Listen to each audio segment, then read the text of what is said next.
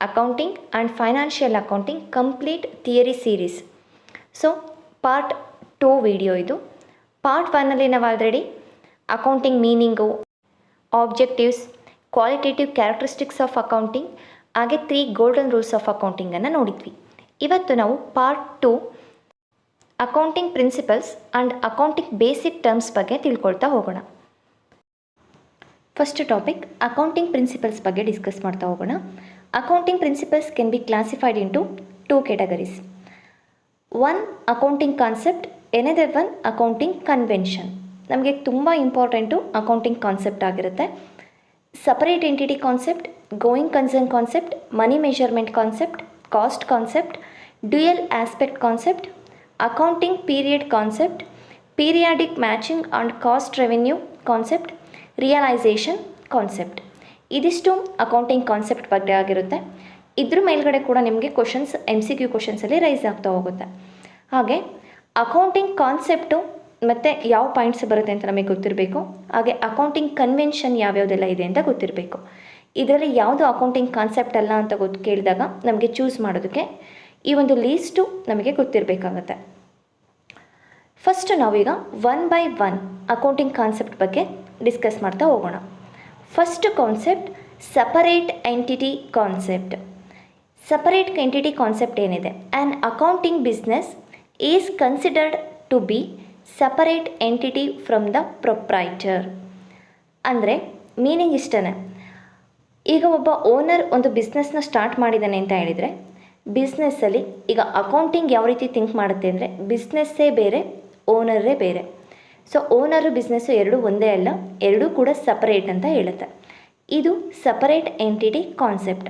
ಈಗೇನಾದರೂ owner ಬಿಸ್ನೆಸ್ಸಿನ ಅಮೌಂಟನ್ನು use ಮಾಡಿಕೊಂಡ್ರೆ ಅದನ್ನು ಡ್ರಾಯಿಂಗ್ ಅಂತ ಹೇಳ್ತೀವಿ, ಮತ್ತು ಅವನದಕ್ಕೆ ಇಂಟ್ರೆಸ್ಟ್ ಸಮೇತ ಅದಕ್ಕೆ ಕಟ್ಟಬೇಕಾಗತ್ತೆ. ನಾವೇನಾದರೂ ಓನರಿಂದ ಬಿಸ್ನೆಸ್ಸು ಅವನು ಸ್ಟಾರ್ಟ್ ಆದಮೇಲೆ ನಾವು ಅಕೌಂಟಿಂಗ್ ಮೇಂಟೈನ್ ಮಾಡ್ತಾ ಇದ್ದೀವಿ ಅಂದಾಗ, ಓನರಿಂದ ನೆಕ್ಸ್ಟ್ ಅವನೇನಾದರೂ ಆಗ್ತಾ ಇದ್ದಾನೆ ಬಿಸ್ನೆಸ್ಸಿಗೆ ಅಂದರೆ ಅದನ್ನು ಓನರ್ಸ್ ಲೋನ್, ಪ್ರೊಪ್ರೈಟರ್ಸ್ ಲೋನ್ ಅಂತ ಹೇಳ್ಬೋದು, ಇಲ್ಲ ಪಾರ್ಟ್ನರ್ಸ್ ಲೋನ್ ಅಂತ ಹೇಳ್ಬೋದು. ಟೋಟಲಿ ಸಪರೇಟ್ ಎಂಟಿಟಿ ಕಾನ್ಸೆಪ್ಟ್ ಅಂದರೆ ಪ್ರೊಪ್ರೈಟರ್, ಓನರೇ ಸಪ್ರೇಟು, ಬಿಸ್ನೆಸ್ಸೇ ಎರಡೂ ಕೂಡ ಒಂದೇ ಅಲ್ಲ, ಬೇರೆ ಬೇರೆ ಅಂತ ಹೇಳುತ್ತೆ. MCQ ಕ್ವಶನ್ ಸೀರೀಸ್ ಕೂಡ ಸ್ಟಾರ್ಟ್ ಆಗಿದೆ. ಇದೇ ಒಂದು ಪ್ಲೇಲಿಸ್ಟು ಏನು ಅಕೌಂಟಿಂಗ್ 1000 MCQ ಕ್ವಶನ್ ಸೀರೀಸಲ್ಲೇ ನಾವು ಥಿಯರಿ ಮತ್ತು MCQ ಎರಡೂ ಕೂಡ ಇದೇ ಪ್ಲೇಲಿಸ್ಟಲ್ಲಿ ಆಗ್ತಾ ಇರೋದು. ಸೊ ನೀವು MCQ ಕ್ವಶನ್ ಸೀರೀಸ್ನ ನೋಡಿದಾಗ ಈ ಕಾನ್ಸೆಪ್ಟ್ ಮೇಲೆ ಯಾವ ರೀತಿ ಕ್ವಶನ್ ಬಂದಿದೆ ಅಂತ ಗೊತ್ತಾಗ್ತಾ ಹೋಗುತ್ತೆ. Next concept going concern concept. ಈ ಒಂದು ಕಾನ್ಸೆಪ್ಟ್ ಏನು ಹೇಳುತ್ತೆ, according to this concept it is assumed that the business will continue for fairly long time to come. This is neither the intention nor necessary liquidate the particular business venture in the foreseeable future. ಈ going concern concept ಅಂದರೆ ಇದು short ಪೀರಿಯಡಲ್ಲಿ ಮುಗಿಯುವಂಥದ್ದಾಗಿರೋದಿಲ್ಲ. ಏನು ಈ ಒಂದು business long time ಇರುತ್ತೆ ಅಂತಲೇ assume ಮಾಡಿಕೊಂಡು ಒಂದು ಬಿಸ್ನೆಸ್ ನಡೀತಾ ಇರುತ್ತೆ. ಫೋರ್ಸ್ಫುಲಿ ಆಗಿರ್ಬೋದು, ಇಲ್ಲ ಇಂಟೆನ್ಷನಲಿ ಆಗಿರ್ಬೋದು, ಈ ಒಂದು ಬಿಸ್ನೆಸ್ ಲಾಂಗ್ ಟೈಮ್ ಒಂದು ಪ್ರೋಸೆಸ್ ಟೈಮಿಂಗ್ ಏನಿದೆ ಲಾಂಗ್ ಟೈಮ್ ಇರುತ್ತೆ. ಈ ಒಂದು ಅರ್ಥ ಕೊಡುವಂಥ ಯಾವುದೇ ಸೆಂಟೆನ್ಸ್ ಬಂದರೂ ಕೂಡ ನೀವು ಅದನ್ನು ಕಣ್ಣು ಮುಚ್ಕೊಂಡು ಗೋಯಿಂಗ್ ಕನ್ಸರ್ನ್ ಕಾನ್ಸೆಪ್ಟ್ ಅಂತ ಹಾಕ್ಬೋದು. Very important. ಓಕೆ. ಹಾಗೆಯೇ charges on depreciation fixed asset. ಒಂದು ಫಿಕ್ಸ್ಡ್ ಅಸೆಟ್ ಮೇಲೆ ಡೆಪ್ರಿಸಿಯೇಷನ್ನ ಚಾರ್ಜ್ ಮಾಡೋದು ಕೂಡ ನಿಮಗೆ ಈ ಒಂದು ಗೋಯಿಂಗ್ ಕನ್ಸರ್ನ್ ಕಾನ್ಸೆಪ್ಟಲ್ಲೇ ಬರುತ್ತೆ. ಒಂದು ಬಿಸ್ನೆಸ್ ಏನಿದೆ ಅವ್ರ ಲೈಫ್ ಟೈಮ್ ತುಂಬ ಲಾಂಗ್ ಇರುತ್ತೆ. ಹಾಗೆಯೇ ಡೆಪ್ರಿಸಿಯೇಷನ್ ಆನ್ ಫಿಕ್ಸ್ಡ್ ಅಸೆಟ್ ಅಂದರೆ ನೀವು ಗೋಯಿಂಗ್ ಕನ್ಸರ್ನ್ ಕಾನ್ಸೆಪ್ಟ್ ಅಂತ ಹಾಕಬೇಕು. Next concept money measurement concept. Accounting records only monetary transaction which can be expressed in terms of money are to be recorded in the books. The records of transaction are to be kept not in the physical units. ಅಂದರೆ ಸಿಂಪಲಾಗಿ ಹೇಳೋದಾದರೆ money measurement concept ಅಂದರೆ it's related only monetary terms. ಯಾವುದೇ ಒಂದು ಐಟಮ್ಸ್ನ ಇಲ್ಲ ಯಾವುದೇ ಒಂದು ಟ್ರಾನ್ಸಾಕ್ಷನ್ನ ನಾವು ಎಂಟ್ರಿ ಮಾಡ್ತಾ ಇದ್ದೀವಿ ಅಂದರೆ ಅದನ್ನು ಮನಿಗೆ ಕನ್ವರ್ಟ್ ಮಾಡಿಬಿಟ್ಟೇ ನಾವು ಎಂಟ್ರಿ ಮಾಡ್ತಾ ಹೋಗ್ತೀವಿ. ಫಾರ್ ಎಕ್ಸಾಂಪಲ್, ಈಗ ಒಂದು 4 ಫರ್ನಿಚರ್ನ ಪರ್ಚೇಸ್ ಮಾಡ್ಕೊಂಡು ತೊಗೊಬಂದಿದ್ದೀವಿ ಅಂದರೆ ಎಷ್ಟು ಫರ್ನಿಚರ್ ತೊಗೊಬಂದಿದ್ದೀವಿ ಅಂತ ನಾವು ಎಂಟ್ರಿ ಮಾಡೋದಕ್ಕಿಂತ ಮುಖ್ಯವಾಗಿ ಅಮೌಂಟ್ ಎಷ್ಟು ಆ ಫರ್ನಿಚರ್ದು, ಕಾಸ್ಟ್ ಆಫ್ ಫರ್ನಿಚರ್ನ ಪರ್ಚೇಸ್ ಮಾಡಿದ್ದೀವಿ ಅಂದರೆ ಎಷ್ಟು ಅಮೌಂಟಿಗೆ ಪರ್ಚೇಸ್ ಮಾಡಿದ್ದೀವಿ, ಎಷ್ಟನ್ನು ನಾವು ಅವ್ರಿಗೆ ಕೊಟ್ಟಿದ್ದೀವಿ ಅಂತ ನಾವು ಎಂಟ್ರಿ ಮಾಡ್ತೀವಿ. ಅಂದರೆ ಮೇಯ್ನಾಗಿ ನಾವಿಲ್ಲಿ ಏನು ಮಾಡ್ತೀವಿ, ಮನಿ ಅಂದರೆ ಅಮೌಂಟಿಗೆ ಫೋಕಸ್ ಮಾಡ್ತೀವಿ. The records of transaction are kept to be physical units. ಅಂದರೆ ಫಿಸಿಕಲ್ ಯೂನಿಟ್ಸನ್ನು ನಾವಿಲ್ಲಿ ಹೆಚ್ಚು ಫೋಕಸ್ ಮಾಡೋದಿಲ್ಲ. ಈ ಒಂದು ಕಾನ್ಸೆಪ್ಟ್ ಪ್ರಕಾರ ನಾವು ಅಕೌಂಟ್ಸಲ್ಲಿ ಏನಾದರೂ ಈಗ ಎಂಟ್ರಿ ಮಾಡ್ತಾ ಇದ್ದೀವಿ ಅಂದರೆ ಮಾನಿಟರಿ ಟರ್ಮ್ಸಲ್ಲೇ ನಾವು ಎಂಟ್ರಿ ಮಾಡಿರ್ತೀವಿ. ಎಷ್ಟು ಲೇಬರ್ ಇದ್ದಾರೆ ಅಂತ ಹಾಕೋದಿಲ್ಲ, ಎಷ್ಟು ನಾವು ಸ್ಯಾಲ್ರಿ ಕೊಡ್ತಾ ಇದ್ದೀವಿ ಲೇಬರ್ಸ್ಗೆ ಅಂತ ಹಾಕ್ತೀವಿ. Okay, next cost concept. Cost concept requires that all assets are recorded in the books of accounts at their cost price. Cost include transportation, installation and making and assets ready for use. Cost ಅಂದರೆ ಖರ್ಚು ಅಂತ. Okay, cost concept ಏನು ಹೇಳುತ್ತೆ ಅಂತ ಹೇಳಿದರೆ, all assets are recorded in the books of accounts at their cost price. ನಾವು ಅಸೆಟ್ಟನ್ನು ಎಷ್ಟು ಪ್ರೈಸ್ಗೆ ನಾವು ಪರ್ಚೇಸ್ ಮಾಡಿದ್ದೀವಿ, ಹಾಗೆಯೇ ಆ ಒಂದು ಪರ್ಚೇಸ್ ಮಾಡಿದ ಮೇಲೆ ಟ್ರಾನ್ಸ್ಪೋರ್ಟೇಷನ್ಗೆ ಎಷ್ಟು ಕಾಸ್ಟ್ ಆಗಿದೆ, ಅದನ್ನು ಇನ್ಸ್ಟಾಲೇಷನ್ ಮಾಡೋದಕ್ಕೆ ಎಷ್ಟು ಕಾಸ್ಟ್ ಆಗಿದೆ, ಆ್ಯಂಡ್ ಆ ಒಂದು ಅಸೆಟನ್ನು ಯೂಸ್ ಮಾಡಬೇಕು, ಆ ರೀತಿ ರೆಡಿ ಮಾಡೋದಕ್ಕೆ ಟೋಟಲಾಗಿ ಎಷ್ಟು ಕಾಸ್ಟ್ ಆಗಿದೆ, ಅದೆಲ್ಲದನ್ನು ಕೂಡ ನಾವಿಲ್ಲಿ ಆ ಬುಕ್ಕಲ್ಲಿ ಎಂಟ್ರಿ ಮಾಡ್ತಾ ಹೋಗ್ತೀವಿ as per cost concept. Next one, dual aspect concept. According to this concept, every business transaction as a dual effect. ಎಲ್ಲ ಬಿಸ್ನೆಸ್ ಟ್ರಾನ್ಸಾಕ್ಷನ್ಲು ಏನಾಗಿದೆ, ಒಂದು ನಾವು ಟ್ರಾನ್ಸಾಕ್ಷನ್ನ ತೊಗೊಂಡ್ರೆ ಡ್ಯುಯಲ್ ಎಫೆಕ್ಟ್, ಎರಡು ಎಂಟ್ರಿಯ ಒಂದು ಎಫೆಕ್ಟನ್ನು ಕೊಡಬೇಕಾಗತ್ತೆ. For example, A started business with cash 10,000. ಒಂದು ಚಿಕ್ಕ ಬಿಸ್ನೆಸ್ನ ಸ್ಟಾರ್ಟ್ ಮಾಡಿದರೆ 10,000 ರುಪೀಸ್ ಅಮೌಂಟನ್ನು ಹಾಕಿದ್ದಾರೆ. ಓಕೆ, ಇದು ಡ್ಯುಯಲ್ ಎಫೆಕ್ಟನ್ನು ಕೊಡಬೇಕು, ಎರಡು ಕಡೆ ಎಂಟ್ರಿ ಬರುತ್ತೆ. ಅದು ಯಾವ್ಯಾವ ರೀತಿ ಇರುತ್ತೆ? One and business as asset 10,000. 10,000ಗೆ ಬಿಸ್ನೆಸ್ಸು ಒಂದು ಕ್ಯಾಶ್ ರೂಪದಲ್ಲಿ ಬಂತು. ಓಕೆ, ಬಿಸ್ನೆಸ್ ಒಳಗಡೆ ಏನಾಗಿದೆ, ಕ್ಯಾಶ್ ಸಿಕ್ಕಿದೆ. ಎನದರ್ ಆ್ಯಂಡ್ ಕ್ಯಾಪಿಟಲ್, ಬಂಡವಾಳ, ಫಸ್ಟ್ ಇನಿಷಿಯಲ್ ಸ್ಟೇಜಲ್ಲಿ ಹಾಕಿರೋದು ಬಂಡವಾಳ ಆಗಿರುತ್ತೆ 10,000. ಒಂದು ಇದಕ್ಕೆ ಜರ್ನಲ್ ಎಂಟ್ರಿ ಏನಾಗುತ್ತೆ, A started business with cash ಹಾಕಿದ್ದೀವಿ ಅಂತ ಹೇಳಿದಾಗ cash account data to capital account. Cash business ಒಳಗಡೆ ಬಂದಿದೆ, ಕ್ಯಾಪಿಟಲ್ ರೂಪದಲ್ಲಿ ಬಂದಿದೆ. Okay, next one, accounting period concept. At the end of the accounting period an income statement and balance sheet are prepared.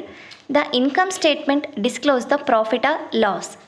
Accounting period concept ಅಂತ ಹೇಳಿದರೆ, at the end of the accounting period ಏನಿದೆ ಅಂದರೆ, ಒಂದು business ಏನು end ಆಗುತ್ತೆ, financial ಇಯರಲ್ಲಿ end ಆಗುತ್ತೆ March 31, right? ಆ ಒಂದು ಟೈಮಲ್ಲಿ ನಾವು ಇನ್ಕಮ್ ಸ್ಟೇಟ್ಮೆಂಟು ಮತ್ತು ಬ್ಯಾಲೆನ್ಸ್ ಶೀಟನ್ನು ಪ್ರಿಪೇರ್ ಮಾಡ್ತೀವಿ. ಇನ್ಕಮ್ ಸ್ಟೇಟ್ಮೆಂಟಲ್ಲಿ ಏನು ನಮಗೆ ಇನ್ಕಮ್ಸ್ ಎಷ್ಟಿತ್ತು, ಎಕ್ಸ್ಪೆನ್ಸಸ್ ಎಷ್ಟಾಗಿತ್ತು, ಅದಕ್ಕೆ ಟೋಟಲ್ ಪ್ರಾಫಿಟ್ ಆಗಿದೆಯಾ, ಲಾಸ್ ಆಗಿದೆಯಾ.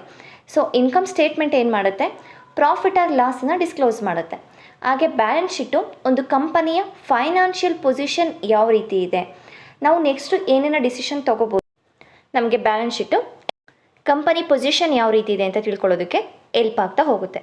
ನೆಕ್ಸ್ಟ್ ಕಾನ್ಸೆಪ್ಟ್ ಏನಿದೆ, 7th one, period matching of cost and revenue concept. ನಾವೀಗ ನೋಡಿದ್ದು ಪೀರಿಯಡ್ ಕಾನ್ಸೆಪ್ಟ್ ನೋಡಿದ್ದೀಯಲ್ಲ, ಈಗ period matching of cost and revenue concept. ಈ ಒಂದು ಸೆಂಟೆನ್ಸಲ್ಲಿ ಹೇಳ್ತದೆ ಕಾಸ್ಟು ಮತ್ತು ರೆವೆನ್ಯೂನ ಮ್ಯಾಚ್ ಮಾಡೋದು. Okay, this is based on the accounting period concept. ಈ ಒಂದು ಕಾನ್ಸೆಪ್ಟ್ ಕೂಡ ಅಕೌಂಟಿಂಗ್ ಪೀರಿಯಡ್ ಕಾನ್ಸೆಪ್ಟನ್ನು ಬೇಸ್ ಆಗಿ ಇಟ್ಕೊಂಡಿರುತ್ತೆ. The term matching means appropriate association of related revenue and expenses. ಏನೊಂದು ಅಪ್ರೋಪ್ರಿಯೇಟ್, ಒಂದು ಬಿಸ್ನೆಸ್ಗೆ ರೆವೆನ್ಯೂ ಆಗಿರುತ್ತೆ ಮತ್ತು ಆ ರೆವೆನ್ಯೂ ಆಗೋದಕ್ಕೆ ಏನೊಂದು ಎಕ್ಸ್ಪೆನ್ಸಸ್ ಆಗಿದೆ ಅದ್ರ ಬಗ್ಗೆ ನಾವು ನೋಡ್ತಾ ಹೋಗ್ತೀವಿ. In other words, income made by the business during can be measured only when the revenue earned during a period is compared with expenditure incurred earning the revenue. ನಮಗೆ ಏನು ಒಂದು ರೆವೆನ್ಯೂನ ಅರ್ನ್ ಮಾಡಿದ್ದೀವಿ, ಆ ಒಂದು ರೆವೆನ್ಯೂನ ಅರ್ನ್ ಮಾಡೋದಕ್ಕೆ ಎಷ್ಟು ನಮಗೆ ಎಕ್ಸ್ಪೆನ್ಸಸ್ ಅಥವಾ ಕಾಸ್ಟ್ ಆಗಿದೆ, ನಾವು ಕಾಸ್ಟು ಮತ್ತು ರೆವೆನ್ಯೂನ ಎರಡನ್ನೂ ಕೂಡ ಕಂಪೇರ್ ಮಾಡ್ತೀವಿ. ಇದು period matching of cost and revenue concept. Next one, realisation concept. Realisation concept, ನಾವು ರಿಯಲೈಸೇಷನ್ ಅಕೌಂಟ್ ಏನಿದೆ, ಡಿಸ್ಸೊಲ್ಯೂಷನ್ ಆಫ್ ಪಾರ್ಟ್ನರ್ಶಿಪ್ ಫರ್ಮ್, ನಾವೇನೊಂದು ಚಾಪ್ಟರ್ ಓದ್ತೀವಿ 2nd PUCಯಲ್ಲಿ. ಡಿಸ್ಸೊಲ್ಯೂಷನ್ ಅಂತ ಹೇಳಿದರೆ ಫರ್ಮು ಕಂಪ್ಲೀಟಾಗಿ ಕ್ಲೋಸ್ ಆಗ್ತಾ ಇದೆ ಅಂತ, ರೈಟ್?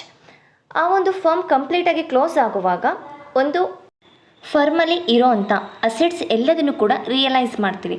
ಈಗ ನಾವು ರಿಯಲೈಸೇಷನ್ ಅಕೌಂಟಲ್ಲಿ ಏನು ಮಾಡ್ತೀವಿ, ಲಯಬಿಲಿಟೀಸ್, ನಾವೇನು ಲಯಬಿಲಿಟೀಸ್ ಇತ್ತು ಅದನ್ನೆಲ್ಲ ಪೇ ಮಾಡ್ತೀವಿ, ಹಾಗೆ ಅಸೆಟ್ಸ್ ಏನೇನಿತ್ತು ಅದನ್ನೆಲ್ಲ ಸೇಲ್ ಮಾಡ್ತೀವಿ. ಸೊ ನಮಗೆ ಅದರಿಂದ ಲಾಸ್ ಆಗುತ್ತಾ ಪ್ರಾಫಿಟ್ ಆಗುತ್ತಾ ಅಂತ ನೋಡ್ತೀವಿ.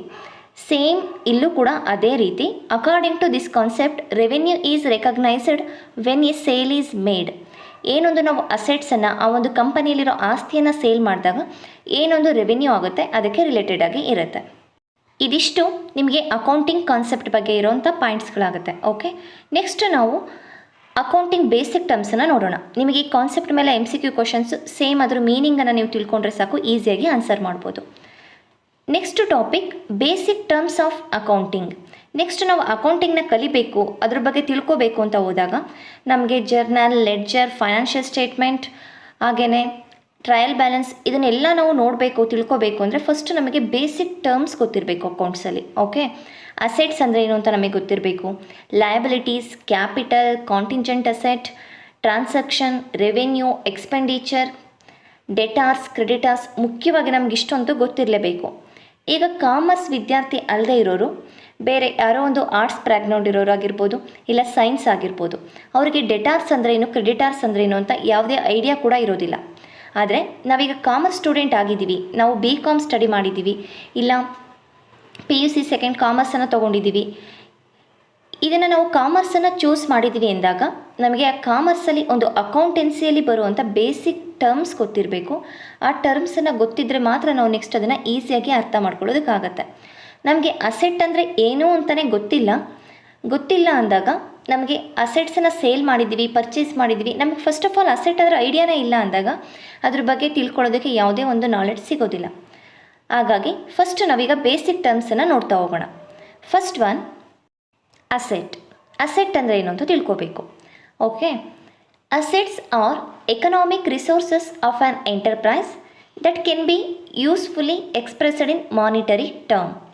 ಅಸೆಟ್ಸ್ ಅನ್ನೋದು ಒಂದು ಎಂಟರ್ಪ್ರೈಸ್ ಏನಿದೆ ಅಥವಾ ಒಂದು ನಾವು ಬಿಸ್ನೆಸ್ ನಡೆಸ್ತಾ ಇದ್ದೀವಲ್ಲ, ಆ ಒಂದು ಬಿಸ್ನೆಸ್ನ ರಿಸೋರ್ಸಸ್ ಆಗಿರುತ್ತೆ. ಅದನ್ನು ನಾವು ಈಸಿಯಾಗಿ ಮಾನಿಟರಿ ಟರ್ಮ್ಸ್ಗೆ ಕನ್ವರ್ಟ್ ಮಾಡ್ಬೋದು. ಅಂದರೆ ನಮ್ಮ ಹತ್ರ ಒಂದು ಅಸೆಟ್ ಇದೆ ಅಂದರೆ ಈಸಿಯಾಗಿ ನಾವು ಅದನ್ನು ಮನಿಗೆ ಕನ್ವರ್ಟ್ ಮಾಡ್ಬೋದು. ಓಕೆ, ಅಸೆಟ್ ಅಂದರೆ ನೀವು ಆಡು ಭಾಷೆಯಲ್ಲಿ ತಿಳ್ಕೊಬೇಕು ಅಂತ ಹೇಳಿದರೆ ಆಸ್ತಿ ಅಂತ ಹೇಳ್ಬೋದು. ಹಳ್ಳಿಗಡೆ ಕಡೆ ಎಲ್ಲ ಹೇಳ್ತಾ ಇರ್ತಾರಲ್ವ, ನನ್ನ ಹತ್ರ ಇಷ್ಟು ಜಮೀನಿದೆ, ಇಷ್ಟು ಎಕರೆ, ಇಷ್ಟು ಮನೆಗಳಿದೆ, ಹಾಗೆ ಕಾರ್ ಇದೆ, ಟ್ಯಾಕ್ಟರ್ ಇದೆ, ಬೈಕ್ ಇದೆ, ಮನೆ ತುಂಬ ಫರ್ನಿಚರ್ಸ್ ಇದೆ. ಸೊ ಇದೆಲ್ಲದೂ ಕೂಡ ಆಸ್ತಿ ಆಗಿರುತ್ತೆ, ಅಸೆಟ್. ಯಾರಿಗೆ? ಆ ಒಂದು ರೈತ ಆಗಿರ್ಬೋದು, ಇಲ್ಲ ಯಾವುದೇ ಒಬ್ಬ ವ್ಯಕ್ತಿಗೆ ಇದೆಲ್ಲ ಮನೆ ಹೇಗೆ ಅಸೆಟ್ ಆಗಿರುತ್ತೋ ಒಂದು ಬಿಸ್ನೆಸ್ಸಿಗೂ ಕೂಡ ಅಷ್ಟೇ.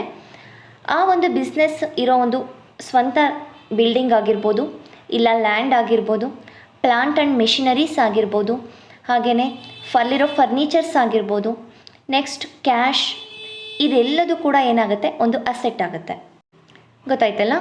ಆದರೆ ನಿಮಗೆ ಕ್ವಶನ್ಸ್ MCQ ಕ್ವಶನ್ಸ್ ರೈಸ್ ಮಾಡುವಾಗ ಯಾವುದು ಅಸೆಟ್ ಅಂತ ಕೇಳೋದಿಲ್ಲ, ಇಲ್ಲ ಕರೆಂಟ್ ಅಸೆಟ್ ಯಾವುದು, ಫಿಕ್ಸ್ಡ್ ಅಸೆಟ್ ಯಾವುದು, ಈ ರೀತಿ ಕ್ವಶನ್ಸ್ ರೈಸ್ ಆಗ್ಬೋದು. ಓಕೆ, ಆಗಿದ್ದಾಗ ನಮಗೆ ಅಸೆಟ್ಸನ್ನು ನಾವು ಎಗೈನ್ ಮತ್ತೆ ಕ್ಲಾಸಿಫೈ ಮಾಡ್ತಾ ಹೋಗ್ತೀವಿ. Fixed assets, current assets, liquid asset and fictitious asset. ನೀವು ಮೇಯ್ನಾಗಿ ಕರೆಂಟ್ ಅಸೆಟ್ಸ್ ಮತ್ತು ಫಿಕ್ಸ್ಡ್ ಅಸೆಟ್ಸ್ನ ತಿಳ್ಕೋಬೇಕು, very important. Okay, fixed asset land and building, machinery, furniture, ಇದೆಲ್ಲ ಏನಿದೆ ಇದೊಂದು ಫಿಕ್ಸ್ಡ್ ಅಸೆಟ್. ಅಂದರೆ ಈ ಒಂದು ಆಸ್ತಿ ಏನಿದೆ ಅದ್ರ ವ್ಯಾಲ್ಯೂ ಈಸಿಯಾಗಿ ಚೇಂಜ್ ಆಗೋದಿಲ್ಲ, ಮೋರ್ ದ್ಯಾನ್ 1 ಇಯರ್ಗಿಂತನೂ ಕೂಡ ಜಾಸ್ತಿ ಇರುತ್ತೆ. ಫಾರ್ ಎಕ್ಸಾಂಪಲ್, ಈಗ ನಮ್ಮ ಹತ್ರ ಒಂದು ಬಿಲ್ಡಿಂಗ್ ಇದೆ ಅಂತ ಹೇಳಿದರೆ ಆ ಬಿಲ್ಡಿಂಗ್ ಏನಾದರೂ ಖಾಲಿ ಆಗ್ತಾ ಹೋಗುತ್ತಾ, ಇಲ್ಲ ಆ ಬಿಲ್ಡಿಂಗ್ ವ್ಯಾಲ್ಯೂ ಕಡಿಮೆ ಆಗಲ್ಲ, ಏನೊಂದು ಸ್ವಲ್ಪ ವೇರಿಯೇಷನಲ್ಲಿ ಇರ್ಬೋದು. ಕರೆಂಟ್ ಅಸೆಟ್ ಅಂದರೆ ಇವತ್ತು ನಮ್ಮ ಹತ್ರ ಇದೆ, ನಾಳೆ ಇರುತ್ತೋ ಇಲ್ವೋ ಆ ಅಸೆಟ್ ನಮಗೆ ಗೊತ್ತಿಲ್ಲ. ಫಾರ್ ಎಕ್ಸಾಂಪಲ್ ಕ್ಯಾಶ್ ನಮ್ಮ ಹತ್ರ ಇದೆ, ನಾಳೆ ಅದು ಖರ್ಚು ಕೂಡ ಆಗ್ಬೋದು, ಇಲ್ಲ ನಾವು ಬಿಸ್ನೆಸ್ ಡೈಲಿ ಒಂದು ಟ್ರಾನ್ಸಾಕ್ಷನ್ಗೆ ಏನಿದೆ ಒಂದು ಡೇ ಟು ಡೇ ಆಕ್ಟಿವಿಟೀಸ್ಗೆ ಅದನ್ನು ಯೂಸ್ ಮಾಡ್ಕೊಳ್ತಾ ಇದ್ದೀವಿ. ನೆಕ್ಸ್ಟು ಇನ್ನೊಂದು ಎಕ್ಸಾಂಪಲ್ ನೋಡೋದಾದ್ರೆ ಇನ್ವೆಂಟರೀಸ್ ಅಥವಾ ಸ್ಟಾಕ್ ಅಂತ ಹೇಳ್ತೀವಿ. ಈಗ ಬಿಸ್ನೆಸ್ಸಲ್ಲಿ ಇಷ್ಟು ಸ್ಟಾಕ್ ಇದೆ ಅಂತ ಹೇಳ್ತೀವಿ, ಆ ಸ್ಟಾಕನ್ನು ಏನಕ್ಕೆ ಇಟ್ಕೊಂಡಿರ್ತೀವಿ, ನಾವು ಸೇಲ್ ಮಾಡೋದಕ್ಕೇ ತೊಗೊಬಂದು ಗೂಡ್ಸ್ ಇಟ್ಟಿರ್ತೀವಿ. ಆ ಗೂಡ್ಸು ಸೇಲ್ ಆಗ್ತಾ ಹೋಗ್ತಾ ಇರುತ್ತೆ, ಸ್ಟಾಕ್ ಡೇ ಟು ಡೇ ಅದು ಕಡಿಮೆ ಆಗ್ತಾ ಹೋಗ್ತಾ ಇರುತ್ತೆ. ಡೆಟಾರ್ಸ್ ಅನ್ನೋದು ಏನಿದೆ ಕರೆಂಟ್ ಅಸೆಟ್ಸ್. ನಾವು ಡೆಟಾರ್ಸ್ ಅಂದರೆ ನೆಕ್ಸ್ಟ್ ನೋಡ್ತಾ ಹೋಗೋಣ. ಇದೆಲ್ಲದೂ ಕೂಡ ನಿಮಗೆ ಕರೆಂಟ್ ಅಸೆಟ್ಸ್ ಆಗುತ್ತೆ. ಹಾಗೆ ಇಂಟ್ಯಾಂಜಿಬಲ್ ಅಸೆಟ್ ಯಾವುದು, ನಾವು ಫಿಕ್ಸ್ಡ್ ಅಸೆಟ್ಸ್ನ ಮತ್ತೆ 2 ಭಾಗ ಮಾಡ್ತೀವಿ, tangible asset and intangible asset. Tangible asset ಅಂದರೆ ನಮ್ಮ ಕಣ್ಣಿಗೆ ಕಾಣುತ್ತೆ, ಅದನ್ನು ಮುಟ್ಟೋದಕ್ಕಾಗುತ್ತೆ. ಬಟ್ ಇಂಟ್ಯಾಂಜಿಬಲ್ ಅಸೆಟ್ ಅಂದರೆ ಕಣ್ಣಿಗೆ ಕಾಣೋದಿಲ್ಲ, ಅದನ್ನು ಸ್ಪರ್ಶಿಸೋದಕ್ಕೂ ಸಾಧ್ಯ ಇಲ್ಲ, ಆದರೆ ಅದು ಕೂಡ ಒಂದು ಸಂಸ್ಥೆಯ ಅಸೆಟ್ ಆಗಿರುತ್ತೆ. ಫಾರ್ ಎಕ್ಸಾಂಪಲ್ ಗುಡ್ ವಿಲ್ ಅಂದರೆ reputation, name and fame of the company ಅಂತ ಹೇಳ್ತೀವಿ. ಆ ಒಂದು ಕಂಪನಿಯ ಹೆಸರಿಗೆ ಇರುವಂಥ ಬೆಲೆ ಆಗಿರುತ್ತೆ. ಸೊ ಗುಡ್ವಿಲ್ ಅನ್ನೋದು ಒಂದು intangible asset. Patent, trade mark ಏನೊಂದು ನಾವು ಏನಾದರೂ ಒಂದು ಕಥೆಯನ್ನು ಬರೆದ್ರೆ, ಏನಾದರೂ ಒಂದು ಪುಸ್ತಕವನ್ನು ಬರೆದಾಗ ಪೇಟೆಂಟನ್ನು ಮಾಡಿಸ್ತೀವಿ. ಟ್ರೇಡ್ ಮಾರ್ಕ್ ಯಾವುದಾದ್ರೂ ಒಂದು ಲೋಗೋನ ಕಂಡಿಡಿದಾಗ ಅದನ್ನು ಬೇರೆಯವ್ರು ಯಾರು ಕಾಪಿ ಮಾಡಬಾರ್ದು ಅನ್ನೋದಕ್ಕೆ ಟ್ರೇಡ್ ಮಾರ್ಕನ್ನು ಮಾಡಿಸ್ತೀವಿ. ಇದೆಲ್ಲದೂ ಕೂಡ ಏನಾಗಿರುತ್ತೆ, ಒಂದು ಅಸೆಟ್ಗೆ ಆಗಿರುತ್ತೆ. ನಿಮಗೆ meaning fixed asset, current asset ಇದ್ರ ಮೀನಿಂಗ್ ಬಗ್ಗೆ ಯಾವುದೇ ಒಂದು ಇಂಪಾರ್ಟೆನ್ಸ್ ಕೊಡೋ ಅವಶ್ಯಕತೆ ಇಲ್ಲ. ನೀವು ಅರ್ಥ ಮಾಡಿಕೊಂಡು ಎಕ್ಸಾಂಪಲ್ಸ್ನ ಚೆನ್ನಾಗಿ ನೀವು ನೆನ್ಪಿಟ್ಕೋಬೇಕಾಗತ್ತೆ. ಕರೆಂಟ್ ಅಸೆಟ್ಸು ಮತ್ತು ಫಿಕ್ಸ್ಡ್ ಅಸೆಟ್ಸಿಗೆ ಎಕ್ಸಾಂಪಲ್ ಆ್ಯಂಡ್ ಇಂಟ್ಯಾಂಜಿಬಲ್ ಅಸೆಟ್ಟು ಕೂಡ. Next one, liability. ಲಯಬಿಲಿಟಿ ಅಂದರೆ ಏನು? ಲಯಬಿಲಿಟಿ ಅಂದರೆ ಸಿಂಪಲ್ಲಾಗಿ ತಿಳ್ಕೊಳೋದಾದರೆ ಜವಾಬ್ದಾರಿ ಅಂತ ತಿಳ್ಕೊಬೋದು. ಈಗ ನಾವು ಯಾರ ಹತ್ರನೂ ಒಂದು ದುಡ್ಡನ್ನು ತೊಗೊಂಡಿದ್ದೀವಿ, ನಾವು ಅವ್ರಿಗೆ ಕೊಡಬೇಕು, ಅದು ನಮ್ಮ ಲಯಬಿಲಿಟಿ, ಹೊಣೆಗಾರಿಕೆ, ನಮ್ಮ ಮೇಲೆ ಇರುವಂತಹ ಒಂದು ಜವಾಬ್ದಾರಿಯಾಗಿರುತ್ತೆ. ಇದನ್ನು ನಾವು 2 ಟೈಪ್ಸ್ ಮಾಡ್ತೀವಿ, current liabilities and fixed liabilities ಅಂತ. ಇದನ್ನು ಕೂಡ 2 ಟೈಪ್ಸ್ ಮಾಡ್ತೀವಿ. ಕರೆಂಟ್ ಲಯಬಿಲಿಟೀಸ್ ಅಂದರೆ liabilities due within short period, ಒಂದು ಕಡಿಮೆ ಸಮಯದಲ್ಲಿ, ಅಂದರೆ ಈಗ ನಾವೇನೋ ಒಂದು ದುಡ್ಡನ್ನು ತೊಗೊಂಡಿದ್ದೀವಿ, ನಾವು ಅವರಿಗೆ ನಾಳೆನೇ ವಾಪಸ್ ಕೊಡ್ಬೋದು. ಓಕೆ, ಇದು ಕರೆಂಟ್ ಲಯಬಿಲಿಟಿ ಆಗುತ್ತೆ. ನಾವು ಕೊಡಬೇಕು, ಅದು ಕೂಡ ನಮ್ಮ ಲಯಬಿಲಿಟಿನೇ. ಹಾಗೆಯೇ ಅದಕ್ಕೆ ಎಕ್ಸಾಂಪಲ್ಸ್ನ ನೋಡೋದಾದರೆ ಕ್ರೆಡಿಟಾರ್ಸ್, ನಮಗೆ ಸಾಲ ಕೊಟ್ಟಿರೋವಂಥವ್ರು. ಬಿಲ್ಸ್ ಪೇಯಬಲ್, ನಾವು ಇವತ್ತೇನೋ ಒಂದು ಪರ್ಚೇಸ್ ಮಾಡಿದ್ವಿ, ಆ ಬಿಲ್ಲನ್ನು ಪೇ ಮಾಡಬೇಕು, ಸೊ ನಮ್ಮ ಲಯಬಿಲಿಟಿ ಆಗುತ್ತೆ. ಇದು ಕರೆಂಟ್ ಲಯಬಿಲಿಟಿಗೆ ಎಕ್ಸಾಂಪಲ್ಸ್. ನೆಕ್ಸ್ಟು ಫಿಕ್ಸ್ಡ್ ಲಯಬಿಲಿಟಿ ಅಂದರೆ ಲಾಂಗ್ ಟರ್ಮ್ ಲಯಬಿಲಿಟಿ ಆಗಿರುತ್ತೆ. ನಾವೀಗ ಕೊಡಬೇಕು ಅಮೌಂಟನ್ನು, ಬಟ್ ಇವತ್ತೇ ಕೊಡೋಕ್ಕಾಗಲ್ಲ, ನಾಳೆನೇ ಕೊಡೋಕ್ಕಾಗಲ್ಲ, ಇಂದಿಷ್ಟು 1 ವರ್ಷ ಬಿಟ್ಟು ಕೊಡ್ತೀನಿ, ಈ ರೀತಿ ನಾವೊಂದು ಹೇಳಿರೋವಂಥದ್ದಾಗಿರುತ್ತೆ. ಫಾರ್ ಎಕ್ಸಾಂಪಲ್ ಬ್ಯಾಂಕ್ ಲೋನ್, ನಾವೀಗ ಬ್ಯಾಂಕಲ್ಲಿ ಲೋನ್ ತೊಗೊಂಡಿದ್ದೀವಿ ಅಂದರೆ ಇವತ್ತು ಲೋನ್ ತೊಗೊಂಡು ನಾಳೆನೇ ಹೋಗಿ ಪೇಮೆಂಟ್ ಮಾಡೋದಿಲ್ಲ. ಓಕೆ, ಹಾಗೆಯೇ ಲಾಂಗ್ ಟರ್ಮ್ ಲೋನ್, ಪೆನ್ಷನ್, ನಮ್ಮ ಒಂದು ಬಿಸ್ನೆಸ್ಸಲ್ಲಿ ವರ್ಕ್ ಮಾಡ್ತಿರೋ ಎಂಪ್ಲಾಯೀಸಿಗೆ ಪೆನ್ಷನನ್ನು ಕೊಡಬೇಕು, ಇದು ಒಂದು ಲಾಂಗ್ ಟರ್ಮ್ ಲಯಬಿಲಿಟೀಸ್ ಆಗಿರುತ್ತೆ. ನೆಕ್ಸ್ಟ್ ನಾವು ಕ್ಯಾಪಿಟಲ್ ಬಗ್ಗೆ ನೋಡ್ತಾ ಹೋಗೋಣ. ನಮಗೆ ಈಗ ಅಸೆಟ್ ಅಂದರೆ ಗೊತ್ತಾಯಿತು, ಲಯಬಿಲಿಟೀಸ್ ಅಂದರೆ ಗೊತ್ತಾಯಿತು, ಈಗ ಕ್ಯಾಪಿಟಲ್ ಬಗ್ಗೆ ನೋಡ್ತಾ ಇದ್ದೀವಿ. Capital is used to denote the value of equity. ಇಲ್ಲಿ ಸ್ವಲ್ಪ ಸ್ಪೆಲ್ಲಿಂಗ್ ತಪ್ಪಾಗಿದೆ, ವ್ಯಾಲ್ಯೂ ಆಗಬೇಕು, ವ್ಯಾಲ್ಯೂ ಆಫ್ ಈಕ್ವಿಟಿ. ಕ್ಯಾಪಿಟಲ್ ಅಂದರೆ ಬಂಡವಾಳ ಅಂತ ಹೇಳ್ತೀವಿ. ಒಂದು ಬಿಸ್ನೆಸ್ಸನ್ನು ಸ್ಟಾರ್ಟ್ ಮಾಡುವಾಗ ಆರಂಭದಲ್ಲಿ ಇನಿಷಿಯಲ್ ಸ್ಟೇಜಲ್ಲಿ ಏನೊಂದು ನಾವು ಅಮೌಂಟನ್ನು ಹಾಕಿರ್ತೀವಿ ಅದನ್ನು ಕ್ಯಾಪಿಟಲ್ ಅಂತ ಹೇಳ್ಬೋದು. ಹಾಗೆಯೇ ನಮ್ಮ ಹತ್ರ ಅಮೌಂಟ್ ಇರೋದಿಲ್ಲ, ಒಂದು ಶೇರ್ಸನ್ನು ಮಾಡ್ತೀವಿ, ಆ ಶೇರ್ಸನ್ನು ಇಶ್ಯೂ ಮಾಡಿ ಒಂದು ಪಬ್ಲಿಕ್ಕಿಗೆ ಬಿಟ್ಟು ಅವರಿಂದ ಅಮೌಂಟನ್ನು ಕಲೆಕ್ಟ್ ಮಾಡ್ತೀವಿ, ಅದನ್ನು ಕೂಡ ನಾವು ಕ್ಯಾಪಿಟಲ್ ಅಂತ ಹೇಳ್ಬೋದು. ನಾವು ಕ್ಯಾಪಿಟಲಲ್ಲಿ ಮತ್ತೆ ನೋಡೋದಾದರೆ fixed capital, circulating capital, working capital ಅಂತ ನೋಡ್ತೀವಿ. ಫಿಕ್ಸ್ಡ್ ಕ್ಯಾಪಿಟಲ್ ಅಂದರೆ capital invested in or representative by fixed asset, ಒಂದು ಫಿಕ್ಸ್ಡ್ ಅಸೆಟ್ಟಿಗೆ ನಾವು ಅದನ್ನು ಕನ್ವರ್ಟ್ ಮಾಡಿರ್ತೀವಿ ಕ್ಯಾಪಿಟಲ್ನ. ಸರ್ಕ್ಯುಲೇಟಿಂಗ್ ಕ್ಯಾಪಿಟಲ್ ಅಂದರೆ it is the capital in the form of current assets or floating asset. ಒಂದು ಕರೆಂಟ್ ಅಸೆಟ್ಸ್ ಏನಿದೆ ಅಥವಾ ಒಂದು ಫ್ಲೋಟಿಂಗ್ ಅಸೆಟ್ ಅಂದರೆ ಈಗ ಬಂದು ಆಗೋಗ್ತಾ ಇರುತ್ತೆ, ಆ ರೀತಿ ಒಂದು ಅಸೆಟ್ಟಿಗೆ ಯೂಸ್ ಮಾಡಿರೋಂಥ capital. Next working capital, very important, ಇದು ಫಾರ್ಮುಲಾ ಅಂತನಾದರೂ ಹೇಳ್ಬೋದು. Working capital it is the excess of current assets over current liability. ನೀವು ಈ ಒಂದು ಲೈನನ್ನು ನೆನ್ಪಿಟ್ಕೊಳ್ಳೇಬೇಕಾಗುತ್ತೆ. It is excess of current assets over current liabilities ನಾವು ವರ್ಕಿಂಗ್ ಕ್ಯಾಪಿಟಲ್ ಅಂತ ಕರಿತೀವಿ.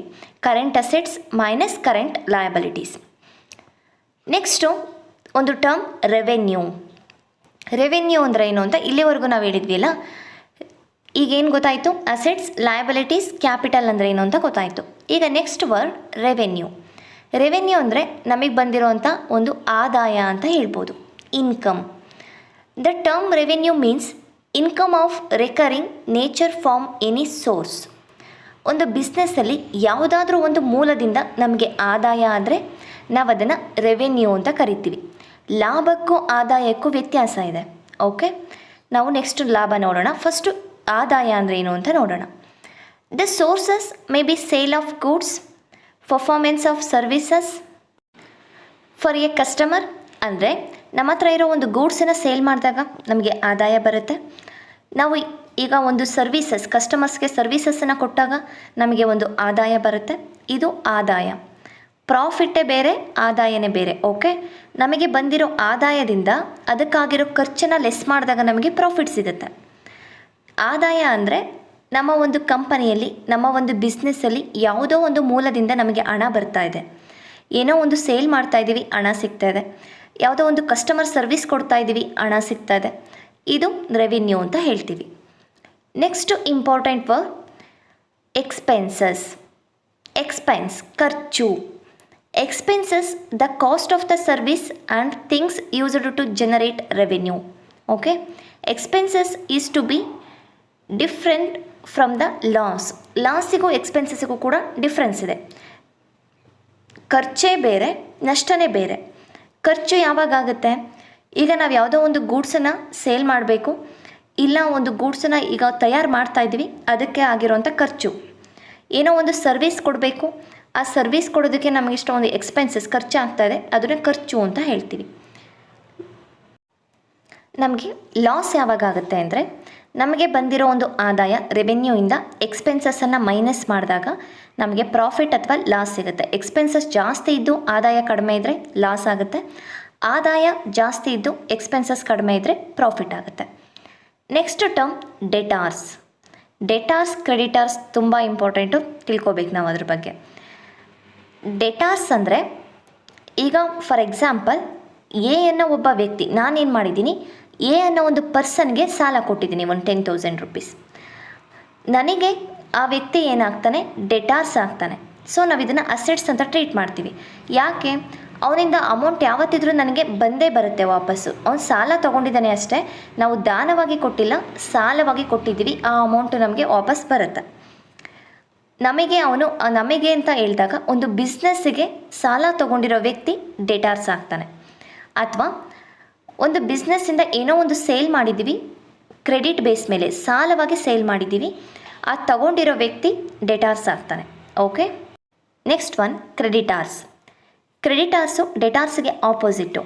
ಬಿಸ್ನೆಸ್ಸಿಂದ ಸಾಲ ತೊಗೊಂಡಿರೋನು ಡೆಟಾರ್ಸ್ ಆಗ್ತಾನೆ, ಬಿಸ್ನೆಸ್ಸಿಗೆ ಸಾಲ ಕೊಟ್ಟಿರೋವಂಥ ವ್ಯಕ್ತಿ. ಈಗ ನನಗೆ ಯಾರೋ ಒಬ್ಬ ಸಾಲ ಕೊಟ್ಟಿದ್ದಾನೆ, ಅವನು ನನಗೆ ಕ್ರೆಡಿಟಾರ್ಸ್ ಆಗ್ತಾನೆ. ಅಥವಾ ನಾವು ಯಾವುದೋ ಒಂದು ಗೂಡ್ಸನ್ನು ಬಿಸ್ನೆಸ್ಸಿಗೆ ಬೇಕಾಗಿರೋದನ್ನು ಸಾಲವಾಗಿ ಪರ್ಚೇಸ್ ಮಾಡ್ಕೊಬಂದಿದ್ದೀವಿ, ಕ್ಯಾಶನ್ನು ಕೊಟ್ಟಿಲ್ಲ. ಸೊ ನಮಗೆ ಆ ಗೂಡ್ಸನ್ನು ಮಾರಿರೋವಂಥ ವ್ಯಕ್ತಿ ನಮಗೆ ಕ್ರೆಡಿಟಾರ್ಸ್ ಆಗ್ತಾನೆ. ಡೆಟಾರ್ಸ್ ಅಂದರೆ ನಮ್ಮಿಂದ ಸಾಲ ತೊಗೊಂಡಿರೋನು, ಕ್ರೆಡಿಟಾರ್ಸ್ ಅಂದರೆ ನಮಗೆ ಸಾಲ ಕೊಟ್ಟಿರೋನು. ನೆಕ್ಸ್ಟ್ ವರ್ಡ್ ಪ್ರಾಫಿಟ್ ಮತ್ತು ಲಾಸ್. ನಾವೀಗಾಗಲೇ ಒಂದು ಸಲ ಪ್ರಾಫಿಟ್ ಅಂದರೆ ಲಾಸ್ ಅಂದರೆ ಒಂದು ಐಡಿಯಾ ಬಂದಿರುತ್ತೆ ನಿಮಗೆ. Profit the excess of revenue of a period over its related expenses during an accounting year.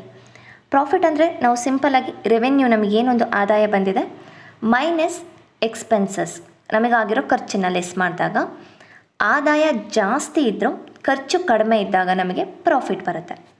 Loss same, revenue ಮತ್ತು ಎಕ್ಸ್ಪೆನ್ಸಸ್ನೇ ನಾವು ಕಂಪೇರ್ ಮಾಡೋದು. ಎಕ್ಸ್ಪೆನ್ಸಸ್ಸೇ ಜಾಸ್ತಿ ಆಗಿಬಿಟ್ಟಿದೆ, ಆದಾಯ ಕಡಿಮೆ ಬಂದಿದೆ, ಅಂದರೆ ಖರ್ಚು ಜಾಸ್ತಿ ಆಗಿ ಆದಾಯ ಕಡಿಮೆ ಬಂದಿದೆ, ಆಗ ನಮಗೆ ಲಾಸ್ ಆಗುತ್ತೆ. ಪ್ರಾಫಿಟ್ ಮತ್ತು ಲಾಸ್ ಇದಿಷ್ಟು ನಿಮಗೆ ಬೇಸಿಕ್ ಟರ್ಮ್ಸ್ ಆಗುತ್ತೆ. ನೆಕ್ಸ್ಟ್ ವಿಡಿಯೋದಲ್ಲಿ ಜರ್ನಲ್ ಮತ್ತು ಲೆಡ್ಜರ್ ಬಗ್ಗೆ ನೋಡ್ತಾ ಹೋಗೋಣ.